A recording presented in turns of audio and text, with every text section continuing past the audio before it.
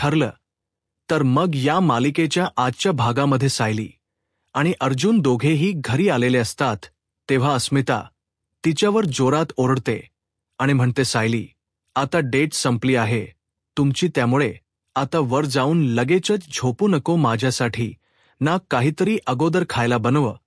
तेव्हा सगळेजण आश्चर्याने आता अस्मिताकडे बघतात. सायली म्हणते, हो अस्मिता ताई, मी अगोदर हातपाय धुवून येते आणि लगेचच बनवते ते. आता सायली तिथून गेल्यानंतर लगेचच सगळेजण एकमेकांकडे बघून हसू लागतात. तेव्हा प्रताप म्हणतो, अस्मिता, अगं काय ॲक्टिंग केली आहेस तू. अगं आजपर्यंत तू सायली बरोबर फक्त फटकून वागत होतीस आणि आता फक्त तुझ्यामुळेच सायलीला कल्पनाच प्रेम सुद्धा मिळणार आहे. आता आजच बघ ना, कल्पनाला राग पण आला आणि सायलीबद्दल वाईट सुद्धा वाटलं. तेव्हा प्रतिमा म्हणते, तरीही ती थेट असं काही बोलली नाही. त्यावरती अर्जुन म्हणत, बोलेल, नक्कीच बोलेल मम्मा. मला तिच्याऐवजी सायलीला दुसरं कोणी जर काहीतरी बोललं ना, तर तिला ते अजिबातच आवडत नाही. आता जास्त दिवस नाही, फक्त थोडे दिवस राहिले आहेत. सायलीबद्दल तिच्या मनात असणारं प्रेम ती असं जास्त दिवस लपवून ठेवू शकत नाही. ती नक्की म्हणजे नक्कीच बोलेल आणि आपला प्लॅन नक्कीच वर्क होईल असं म्हणून सगळेजण एकमेकांना थम्स अप करतात. श्रीकडे रविराजात सुभेदारांच्या घरी निघालेला असतो. त्याचवेळी तो सुमनला आता मार्केटमध्ये देखील सोडणार असतो. ते दोघेही गप्पा मारत गाडीतून निघालेले असतात. इकडे आता नागराज आणि महिप्त एका टपरीवर भेटलेले असतात. तेव्हा काय नागराज शेठ, कशाला मला भेटायला बोलावलं असं महिप्त विचारतो. त्यावरती नागराज म्हणतो की खूप मोठा घोळ झालाय. तेव्हा आता कोणता घोळ घालून ठेवलाय असं महिप्त रागातच विचारतो. तेव्हा नागराज म्हणतो, थांब जरा, तू चहा घे आणि मग आपण बोलूयात. तेव्हा ते दोघेही आता चहा घेत असतात. तेवढ्यातच त्यांच्या शेजारून आता लगेचच रविराज आणि सुमन हे दोघेही जातात. पण ते गाडीत असल्यामुळे त्यांचं लक्ष या दोघांकडे काही नसतं आणि यांची पाठही त्यांच्याकडेच असते. त्यावेळी थोडंसं पुढे गेल्यानंतर सुमन म्हणते, भाऊजी थांबा, हा नेहमीचाच भाजीवाला आहे, मी याच्याकडंच भाजी घेते. तेव्हा ठीक आहे असं आता रविराज म्हणतो आणि मग लगेचच गाडी थांबवतो. सुमन गाडीतून खाली उतरते. तेव्हा रविराज विचारतो, व्यवस्थित जाशील ना. मग सुमन म्हणते, हो भाऊजी. त्यानंतर सुमन आपली भाजीपाला घेत असते तर समोरच नागराज चहा पित असतो.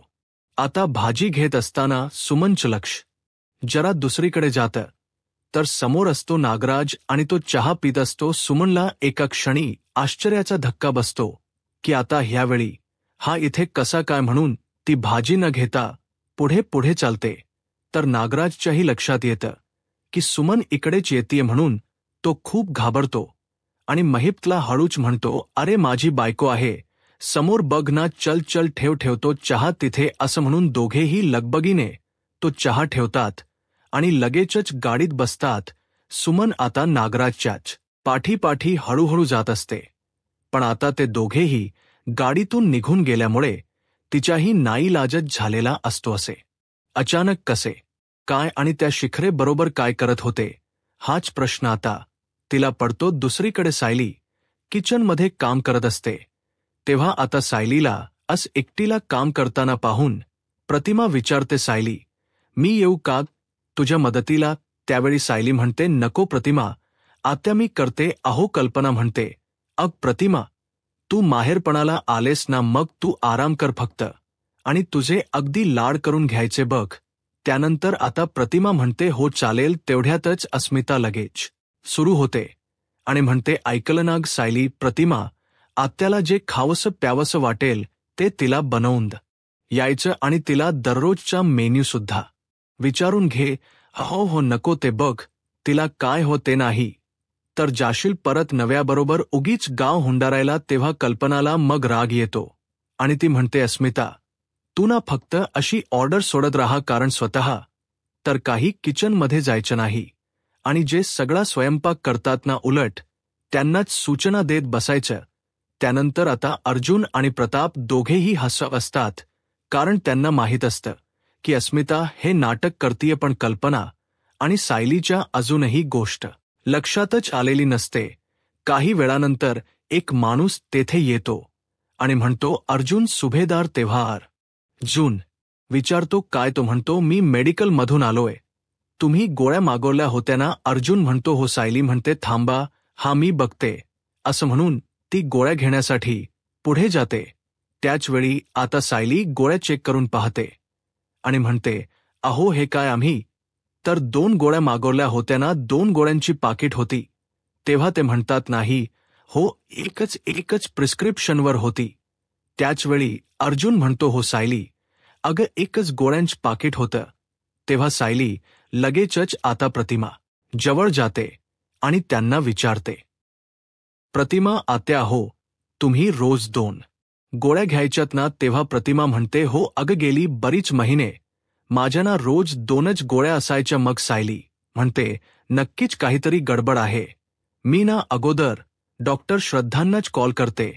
अर्जुन म्हणतो, बरं ठीक आहे. तेव्हा सायलीने आता कॉल केल्यानंतर डॉक्टर श्रद्धा लगेचच रिसीव्ह करतात. सायली आपली ओळख अगोदर त्यांना सांगते की मी सायली सुभेदार बोलते. त्या लगेचच सायलीला ओळखतात आणि म्हणतात, हो बोल. तेव्हा ती म्हणते की तुम्ही लिहून दिलेल्या प्रिस्क्रिप्शनवर तर एकच गोळी आहे, पण प्रतिमा आत्या गेली अनेक महिने तर 2 गोळ्या घेत आहेत. तेव्हा डॉक्टर श्रद्धा विचारतात, असं कसं, आणि ही दुसरी गोळी नक्की कुठून आली?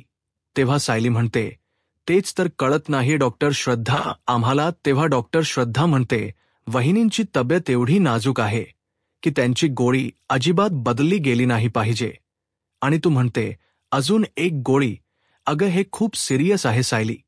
तेव्हा सायली म्हणते, डॉक्टर आम्हाला हेच कळत नाही, प्लीज तुम्ही इथे येऊ शकता का? तेव्हा आता डॉक्टर म्हणतात की हो, मी लगेचच येते, म्हणजे आपण समोरासमोरच बोलूयात.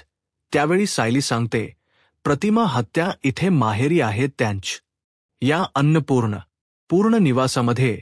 तुम्ही तिथेच याल का प्लीज? तेव्हा त्या म्हणतात, हो तिथेच येते मी. बोलून सायली फोन ठेवते. लगेचच रविराज तेथे येतो. त्याने हे सगळं बोलणं तर ऐकलेलं असतं आणि लगेचच विचारतो, या 2 गोळ्यांचे प्रकरण नक्की काय आहे? सायली म्हणते, बरं झालं रविराज काका की तुम्ही इथे आलात. हो, मला सांगा, गेली कित्येक महिने तुम्ही 2 गोळ्या देताय का? प्रतिमा आत्यांना पण प्रिस्क्रिप्शनवर तर फक्त एकच गोळी लिहिली आहे आणि त्या अगोदरच्या गोळ्या संपल्या होत्या, म्हणून दुकानात गेल्यानंतर आमच्या ही गोष्ट लक्षात आली. तेव्हा रविराज आश्चर्याने विचारतो, पण हे कसं काय शक्य आहे? पण नाही, तो दुकानदार ना माझ्या चांगल्या ओळखीचा आहे. मी अगोदर त्याला कॉल करूनच बघतो. दुसरीकडे सुमन ही घरी आलेली असते. तेव्हा ती आता नागराजला आवाज देत असते, परंतु नागराज काही तिला प्रत्युत्तर देत नाही, कारण तो घरीच नसतो. मग आता लगेचच ती म्हणते, हे अजूनही घरी आलेले नाहीत. पण मला एक कळत नाहीये, यांचं त्या गुंडाबरोबर काय काम असू शकतं? आधीच त्या गुंडाच्या मुलीने आमच्या तन्वीचा आयुष्य अगदी बर्बाद करून टाकलंय आणि आता तो यांना सुद्धा वाईट मार्गावर नाही ना नेणार अशी भीती तिला मनोमन वाटू लागते. तेवढ्यातच नागराज तेथे येतो. मग सुमन त्याच्याकडे बघतच राहते. तेव्हा तो म्हणतो, पाणी आणतेस का जरा? ती म्हणते, हो आणते ना. तेव्हा ती पाणी वगैरे देते आणि विचारते, काय हो, तुम्हाला यायला उशीर होता ना? मग तुम्ही लवकर कसे काय आले घरी? तेव्हा तो म्हणतो, काही नाही, काम लवकर संपलं म्हणून आलो लवकर घरी. असं म्हणून तो चहा आणते का असं विचारतो. तेव्हा ती म्हणते, हो करते की 5 मिनिटांमध्ये.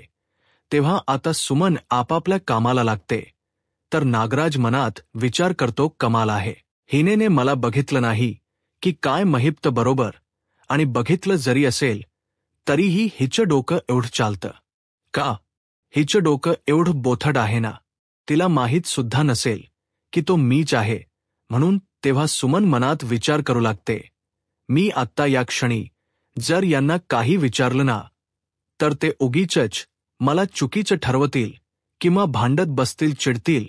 मग त्यामुळे विचारायलाच नको. पण हे चुकीचं काही करत नाही ना, याकडे मात्र मला लक्ष ठेवायलाच हो असा सुमन मनाशी निर्धार करते. इकडे डॉक्टर श्रद्धा या घरी आलेल्या असतात. तेव्हा त्या सगळ्या काही गोळ्या चेक करतात आणि म्हणतात, आय एम शॉक, कारण तुम्ही एवढे सगळे सुशिक्षित असताना, सगळे हुशार असताना, शिकलेले असताना अशा चुकीच्या गोळ्या प्रतिमा वहिनींना कशा देऊ शकताय? मी प्रतिमा वहिनींना फक्त आणि फक्त एकच गोळी प्रिस्क्राईब करून दिली होती सुद्धा. त्यांना 2 गोळ्या दिल्या जातात आणि ही गोष्ट अजूनही कुणाच्या लक्षात नाही यावी. तेव्हा रविराज म्हणतो, चूक माझीच आहे. अग श्रद्धा, मी जातीने ना या गोष्टीमध्ये लक्ष घालायला हवं होतं. तेव्हा ती विचारते, पण यांना दुसरी कोणती गोळी दिली जात होती ते दाखवा बरं मला. तेव्हा सायली म्हणते, हो त्याच तर गोळ्या संपल्या होत्या ना, म्हणून आम्ही परत जाऊन आणल्या आणि तेव्हाच तर लगेचच चूक लक्षात सुद्धा आली. मग आता रविराज म्हणतो, या सगळ्या गोळ्या मी आपल्या नेहमीच्याच दुकानातून मागवल्या होत्या, त्यामुळे त्याला माहीत असेल की नक्की कुठली गोळी आहे ते तो आपल्याला खोटं पाठवेलच. अर्जुन म्हणतो, सिनियर, तू ही सगळी औषधं आपल्या डॅडच्या फॅक्टरीतून मागवली असती तर खरंच काही घडलंच नसतं. अरे, अशी आपल्या घरची कंपनी असताना तू असं का केलंस? मग त्यावेळी रविराज म्हणतो, अरे ही ट्रीटमेंट खूप मोठी आहे आणि याचा खर्च उगीचच प्रतापवर पडावा असं मला खरंच वाटत नव्हतं. तेव्हा सगळेजण आता रविराजकडे पाहू लागतात. त्यावेळी अस्मिता म्हणते, रविराज काका, तू ना खरंच कमाल करतोस. तेव्हा रविराज आता एकदम शांत होतो. त्यानंतर रविराजच्या मोबाईलवर फोटो येतो. तेव्हा त्या गोळीचा फोटो आता लगेचच तो डॉक्टर श्रद्धा यांना दाखवतो. मग आता ती लगेचच चेक करते आणि म्हणते, काय ही गोळी ही तर पूर्णपणे चुकीची गोळी आहे. हे ऐकल्यानंतर मात्र सगळ्यांना मनातच धडकी भरते. सगळेजण एकमेकांकडे अगदी आश्चर्याने पाहतात. मग आता डॉक्टर श्रद्धा म्हणतात, तरीच मी विचार करते माझ्या ट्रीटमेंटचा उपयोगच का होत नाहीये.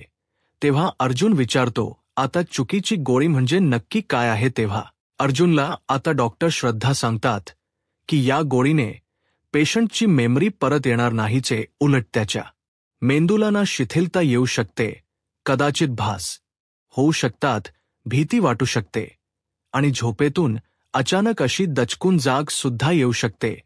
तेव्हा सगळ्यांना आता खूप मोठा शॉक बसलेला असतो की प्रतिमाच्या बाबतीत एवढं सगळं काही होते आणि आपण दुर्लक्ष करतोय की काय ही भीती रविराजच्या मनात असते आणि तो विचार अगदी कोलमडून जातो. डॉक्टर श्रद्धा यांनी जे आता साईड इफेक्ट सांगितलेले असतात ते सर्व प्रतिमाला आता होत असतात. ती आता म्हणते की हो, मला ही सगळी लक्षण जाणवत आहेत. तेव्हा डॉक्टर श्रद्धा म्हणतात, हे या गोळ्यांमुळेच होते प्रतिमा वहिनी. त्यानंतर ती रविराजलाच ओरडते आणि म्हणते, हे असं होता कामा नये रविराज, आणि ही तुझी जबाबदारी असेल समजलं, आणि त्यांना यापुढे मीच प्रिस्क्राईब केलेलीच गोळी दिली गेली पाहिजे. रविराज म्हणतो, हो श्रद्धा, इथून पुढे मी प्रतिमाच्या औषध पाण्याकडे, गोळ्यांकडे अगदी जातीने लक्ष घालेन. त्यानंतर आता अर्जुन विचारतो, डॉक्टर, पण या चुकीच्या गोळ्यांचा लाँग टर्म काही साईड इफेक्ट वगैरे नसेल ना? तेव्हा डॉक्टर श्रद्धा म्हणतात, ते आत्ता नाही सांगता येणार, कारण आपल्याला पुढचे काही दिवस असं ऑब्झर्व्ह करावं लागेल. आता रविराज, मी येते प्रतिमा वहिनींना घेऊन 8 दिवसानंतर चेकअपला या. तेव्हा रविराज आता ठीक आहे असं म्हणतो. तेव्हा डॉक्टर श्रद्धा या तेथून जातात. सगळ्यांच्या चेहऱ्यावर मात्र प्रतिमाविषयीची आता काळजी असते. तेव्हा आता कल्पना म्हणते, बरं झालं, नशीब आपल्याला निदान आज तरी समजले की प्रतिमाला नक्की काय होते. तेव्हा प्रतिमा म्हणते, पण हे असं कसं होऊ शकतं, कारण सुमन तर रोज माझ्या गोळे अगदी आठवणीने मला देत होती. तेव्हा रविराज म्हणतो, सुमन तेवढंच करायची जेवढं तिला सांगितलं जात होतं ना, तेवढंच, कारण प्रतिमाची औषध विकत आणण्याची आणि प्रतिमाला औषध देण्याची जबाबदारी ह्या कुणीतरी माझ्याकडून अगदी मुद्दाम होऊन मागून घेतल्या होत या. तेव्हा सायली आता विचारते, दुसऱ्याच कुणीतरी म्हणजे नक्की काय म्हणायचं? रविराज काका, तुम्हाला विराज सांगतो, अगदी आत्तापर्यंत प्रतिमाला औषध देण्याची जबाबदारी ही नवीच सांभाळत होती असं म्हटल्याबरोबर आता इकडे सर्वांना प्रचंड असा धक्का बसतो. तीच तिला नेहमी औषध द्यायची तेव्हा सगळेजण अगदी धक्क्याने प्रतिमाकडे बघू लागतात. त्यानंतर रविराज म्हणतो की नाही, तर जेलमध्ये गेल्यानंतर आता सुमन सुद्धा नकळतपणे तेच करतीये जे तन्वी करायची ना, ते आता सुभेदारांना एका पाठोपाठ एक धक्के आता बसत असतात. त्यावर पेड बाय तन्वी किल्लेदार असा. आता रविराज त्या प्रिस्क्रिप्शनवरची बिल वाचून दाखवतो. सगळे पैसे फक्त तन्वीनेच पेड केले होते. त्यावर वरती सायली म्हणते, म्हणजे आजपर्यंत प्रतिमा हत्यांना चुकीच्या गोळ्या देणारी तन्वीच होती म्हणायचं. आणि मला एक कळत नाहीये की स्वतःच्या आईच्या बाबतीत ती असं का करत होती. तर दुसरीकडे आता महिप्त हा नागराजला कॉल करतो. नागराज आपल्या रूममध्ये असतो. तेव्हा काय हो नागराज शेठ, अहो मार्केटमध्ये तुमच्या बायकोने तुम्हाला माझ्याबरोबर पाहिलं, मग असं खैलावर नाही घेतलं ना, जाब काही विचारला नाही ना. तेव्हा नागराज राज मागे वळून बघतो सुमन आहे की नाही. मग लगेचच म्हणतो की अहो महिप्त शेठ, एवढं कळायला ना अक्कल लागते. आणि ती माझ्या बायकोकडे नाहीये, एक नंबरची बावळट बाई आहे. अरे आपल्या दिशेला बघितलं तिने, पण तिच्या लक्षातच आलं नाही की तो मी आहे म्हणून. तर इकडे आता सुमन भाजी निवडणार असते, पण तिच्या लक्षात येतं की नागराज कोणाबरोबर तरी फोनवर बोलतोय म्हटल्यानंतर आपल्याला त्याच्यावर लक्ष ठेवायलाच हो. म्हणूनच ती आता लगेचच त्याच्यावर लक्ष ठेवण्यासाठी त्याच्याकडे यायला निघतेकडे महिप्त नागराजला सांगतो की सगळ्या जगाशी सामना करता येतो नागराज शेठ, पण बायकोला जर संशय आला ना तर 113% अगदी डेंजर काम होऊन जातं. मग तेव्हा नागराज इकडून म्हणतो की नाही नाही, तिला काही संशय वगैरे येत नाही. हा अरे तिनं एकदम माठ आहे, माठ. तुला सांगतो किचनच्या पलीकडे ना तिचं जगच नाहीये. आता सुमन ही रूमकडे जायला सुद्धा निघालेली असते. दुसरीकडे महिप्त म्हणतो, कसं आहे ना नागराज शेठ, मला हे आपलं लखड आहे ना, चार चौघात बोलायचं नाही, भेटायचं नाही, असं लपूनच भेटायचं, लपूनच बोलायचं, तसं वाटतंय ते. त्यावेळी आता नागराज हसतो आणि म्हणतो, लखड, अरे महिप्त, तुझं रेप्युटेशनच असं आहे ना की आपल्याला बाहेर भेटावं लागतं नेमकी. सुमन थोड दारू उघडते आणि लगेचच हे सगळं काही ते ऐकते आणि तिला आश्चर्याचा धक्काच बसतो. तो तिच्या पायाखालची जमीन सरकते. तिला आता समजतं, म्हणजे हा नागराज मगाशी महिप्त बरोबरच होता आणि या नागराजच महिप्त बरोबर कॉन्टॅक्ट आहे म्हणायचं. मग पुढे नागराज म्हणतो, ठीक आहे महिप्त, पुढच्या वेळी ना मी अगदी घरीच येईल. हा तुझ्या असं बोलताना ऐकल्यावर सुमनला मात्र अजूनच मोठा हादरा बसतो. पुढे ती सगळं त्या दोघांचं बोलणं आता लपून लपून ऐकू लागते. त्यावेळी आता सुमन मनात विचार करते, म्हणजे हे महिप्त बरोबरच बोलतायत. महिप्त एवढा नीच माणूस असून देखील हे त्याला भेटले आणि आताही फोन करतायत, म्हणजे त्यांच्या दोघांची अगदी जवळची मैत्री दिसतीये. तर इकडे आता प्रतिमा विचारते, काय हो, तन्वीने चुकून ह्या गोळ्या माझ्यासाठी मागवल्या असतील का. तेव्हा अर्जुन म्हणतो, नाही प्रतिमा, आत्या तन्वी खूप रेग्युलरली कोणालाही कळू न देता या गोळ्या इथे मागवायची आणि तिनेने हे मुद्दाम केले. तेव्हा रविराज सुद्धा म्हणतो, तन्वीने हे अनावधानाने केले, हे कृपया तू समजू नकोस. हा प्रतिमा, आता त्या पोरीला आपण जन्म दिला याचाच पश्चाताप होतोय. मला तेव्हा कल्पना पण चिडते आणि विचारते, पण स्वतःच्याच आईला अशा चुकीच्या गोळ्या तरी कोण देतं. मग आता सायलीच्या मनात सुद्धा आता प्रियाबद्दलचा राग दिसून येतो आणि ती कल्पनाला म्हणते, फक्त चुकीच्याच गोळ्या नाही, आईंना असा वेगळा भास होईल किंवा आईची मेमरी लॉस होईल अशा गोळ्या होत्या त्या. तेव्हा प्रतिमा सांगू लागते, मला असंच वाटायला लागलं होतं, माझी तब्येत खूप बिघडतीये, मला खूप वेगवेगळे भास होतायत आणि या सगळ्याला तन्वी जबाबदार होती, माझी मुलगी. हा धक्का खरंतर तिला सहन होणारा नसतो. तिने माझ्या या वयात अशा परिस्थितीमध्ये माझी काळजी घ्यायची, तर तीच माझं नुकसान करत होती. तेव्हा रविराज आता खूप चिडलेला असतो आणि तो म्हणतो, तन्वीला खरंतर जेलमध्ये जाऊन भेटायचं नाही हे मी ठरवलं होतं, पण आता मात्र जेलमध्ये जाऊन तिला मी जाब विचारल्याशिवाय अजिबात राहणार नाही असं म्हणून रविराज हा निघणारच असतो. त्यावेळी अर्जुन त्याला अडवतो आणि म्हणतो, थांब सिनियर, तू कुठेही जाऊ नकोस, कारण त्या तन्वीला ना जाब विचारून काहीही होणार नाही, कारण ती अगोदरच जेलमध्ये जाऊन शिक्षा भोगती आहे. तेव्हा रविराज म्हणतो, ती आमची मुलगी असल्याची शिक्षा आम्ही ऑलरेडी भोगतोच आहे.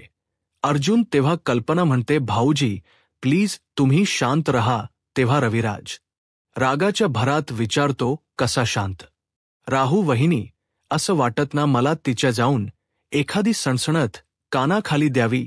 तेव्हा प्रतिमा विचारते, काय ओपन त्याने तन्वीच वागण बदलणार आहे का ती माझी स्मृती जावी यासाठी प्रयत्न करत होती हे सत्य बदलणार आहे का त्याने? सांगा बरं. तेव्हा सायली आता सगळ्यांना शांत करते आणि म्हणते, रविराज काका ऐका, तुम्ही जरा बसा, शांत व्हा बरं. अहो देवाच्या कृपेने आपल्याला अगदी वेळेत समजलंय की नक्की काय घडत होतं. मग आता अस्मिता म्हणते, तन्वीचा मेंदू कसा चालतो हे मला चांगलंच माहीत आहे, परंतु स्वतःच्या आईचं ती एवढं नुकसान करत होती हे तर मला अजिबात पचतच नाहीये. मग आता प्रतिमा म्हणते, तरीही देवाकडे मी हीच प्रार्थना करेन की कधी ना कधीतरी देवाने हिला सुबुद्धी द्यावी.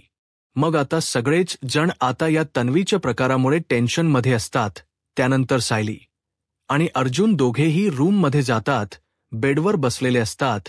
सायलीच्या मनात प्रियाविषयीचा राग दिसून येतो. ती रागातच म्हणते, काय हो, या तन्वीला जरा सुद्धा अक्कल नाहीये का? कारण आपण इथे धडपडतोय सगळेजण की प्रतिमा आत्यांना त्यांची स्मृती कधी येईल म्हणून, आणि त्यांची मुलगी काय करतीये तर त्यांना मुद्दाम होऊन चुकीच्या गोळ्या देतीये. मला एक कळत नाही, ती नक्की का करत असेल हे सगळं, आणि त्यांना काहीही न आठवण्यामागे तिचा नक्की काय फायदा आहे? तेव्हा अर्जुन म्हणतो, दुसऱ्यांना त्रास झाला की तन्वीला आनंद होतो. तेव्हा सायली मग रागातच म्हणते, पण स्वतःच्या आईबरोबर असं कोणी वागत का हो? ते सुद्धा इतकं क्रूर? मला सांगा, जगातली कुठली मुलगी असं वागेल? आणि ही इतकी विकृती तिच्यामध्ये नक्की कुठून आली असेल?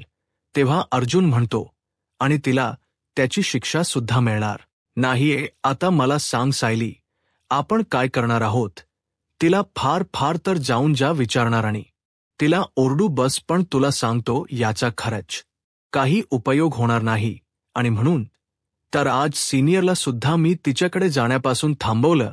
तेव्हा सायली म्हणते, प्रियाला इतक्या वर्षानंतर तिचे आईवडील मिळाले, पण तिला खरंच त्याची काहीही किंमत नाहीये, आणि तिचं नशीब इतकं चांगलं आहे. तिचे आईवडील हे रविराज काका आणि प्रतिमा आत्या आहेत. असं सायली अगदी इमोशनल होत म्हणते. आता रडू तो सायली म्हणत असते की ते जर माझे आईवडील असते ना, तर मी खूप जपलं असत, त्यांना खूप जीव लावला असता आणि आशीर्वाद सुद्धा घेतले असते त्यांचे, पण ते माझ्या नशिबात नाहीये, आणि जिच्या नशिबात आहे ते मात्र. असं म्हणून सायलीला आता पुढे बोलताच येत नाही. ती खूप रडू लागते आणि अर्जुनला मग तिच्याबद्दल खूप वाईट वाटू लागतं. तेव्हा अर्जुन आता सायलीला जवळ घेतो आणि समजावू लागतो, सायली, तुझे आईवडील तुझ्याजवळ नसले म्हणून काय झालं? आम्ही सर्वजण आहोत ना तुझ्याजवळ. मी आहे, मम्मा आहे, डॅड आहे, अस्मिताई आहे, आणि तुला प्रॉमिस करतो की मी कायमच तुझ्या सोबत राहणार आहे. मग तो आता मनातच विचार करतो, सायली, तुझ्यावर मम्मा पुन्हा एकदा पूर्वीसारखंच प्रेम करेल, आणि तुझ्या ख्या आई बाबांना काहीही झालं तरी मी शोधणार म्हणजे शोधणारच, आणि त्यांची व तुझी भेट घडवून आणल्याशिवाय मी अजिबात गप्प बसणार नाही. असा निर्धार अर्जुन मनाशी करतो आणि लवकरात लवकर सायलीला तिचे आई बाबा मिळवून देणारच अशी शपथ सुद्धा घेतो. तर आता मित्रांनो, पुढील भागामध्ये सायली अर्जुन प्रियाकडे येतात आणि नर्सला विचारतात, आम्ही तुम्हाला सांगितलं होतं यांना त्या ग्लास मधल प्यायला द्या, ते दिलं का? तेव्हा नर्स म्हणतात, हो दिलं. यांनी ग्लास अखा रिकामा केला. तेव्हा प्रिया आता घाबरते आणि अर्जुन सायलीला विचारते, काय विष दिलं की काय तुम्ही मला प्यायला? मी मरणार म्हणजे आता? असं म्हणून ती डॉक्टर आणि नर्स अशा सगळ्यांना आवाज देते आणि हिने मला विष पायाला दिलं होतं असं म्हणते. मला मिठाचं पाणी द्या किंवा औषध द्या, काहीतरी द्या अश्विन, आता मी मरणार आहे, असं म्हणून प्रिया आरडाओरडा करू लागते. बाहेर जाणार तितक्यात सायली तिचा हात पकडते आणि लगेचच आणि तेथे जी खाट असते ना, त्या खाटेवरच अशी लोटून देते आणि विचारते, आपल्या जीवावर जर कोणी उठलं तर कसं वाटतं पाहिलं ना प्रिया, तू मुद्दाम होऊन प्रतिमा हत्यांना चुकीच्या गोळ्या देत होतीस आणि त्यांच्याचा मेंदू चालेनासा व्हावा असं बघत होतीस. आता मला एक सांग प्रिया, एकाच प्रश्नाचे उत्तर दे आता तू. प्रतिमा त्यांना चुकीच्या गोळ्या का देत होतीस आणि त्यांची स्मृती परतने यावी यामध्ये तुझा काय फायदा आहे? तेव्हा प्रिया खूप घाबरते. यूट्यूब चॅनलला सबस्क्राईब करा आणि व्हिडिओ लाईक करा. धन्यवाद.